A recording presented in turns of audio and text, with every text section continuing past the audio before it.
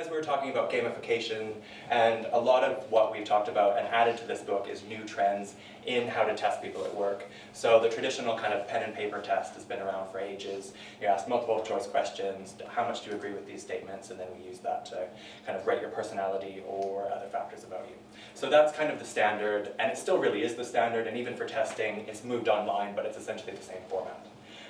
Whereas there's two new trends that are coming out in that area of different ways of kind of collecting, analyzing data about people, and then building psychometric or psychographic profiles, Cambridge Analytica called them. And one of them is kind of a very active, kind of participative way, and the other one is the kind of passive way. So gamification is a trend in psychometrics, which is essentially trying to, instead of just asking people to rate themselves on a certain measure of questions, it's trying to get them to play a game, to download something on their app and play a kind of participative game that's supposed to be fun, supposed to get you engaged, and supposed to measure the same principles in a more fun way.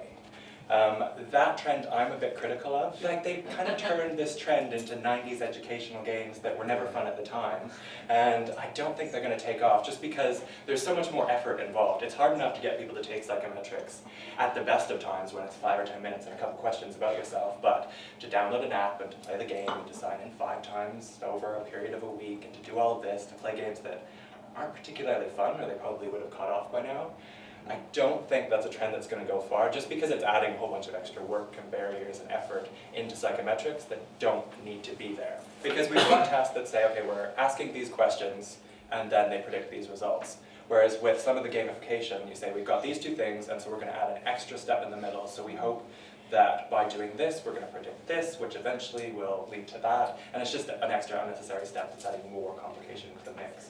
Whereas the other route that's been going on for quite a while too is the kind of analyzing data that's already there. So that's what Cambridge Analytica got into trouble for, is analyzing data that's already online, getting people's consent or assent, not necessarily informed consent, but someone clicking a box somewhere and using data that people have shared online, and then being able to build a profile of them based on their activity, what they've been doing online, what they click on, their likes, interests. I mean, all e-commerce sites pretty much do that already. They translate your products based on what you've clicked on. Facebook shows you things that they think you like based on who you've interacted with, what adverts you've clicked. And so all of this is a more kind of automatic way of building psychological profiles of people based on their already existing behavior that is already online and already can be used.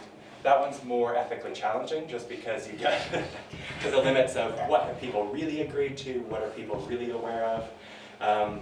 But it's just possible because there's so much data people have shared about themselves online and agree to share when they sign up for these companies.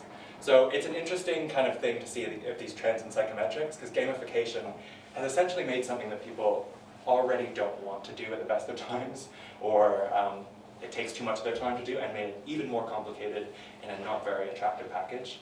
Whereas the other option is kind of automatic too, because the problem is with current gamification is people are making games that aren't fun. So if you could measure behavior in a game that people enjoy playing or already played, because like the games companies collect data from millions of people, sometimes hundreds of millions of people, in activities that people want to be doing and spend lots of time doing.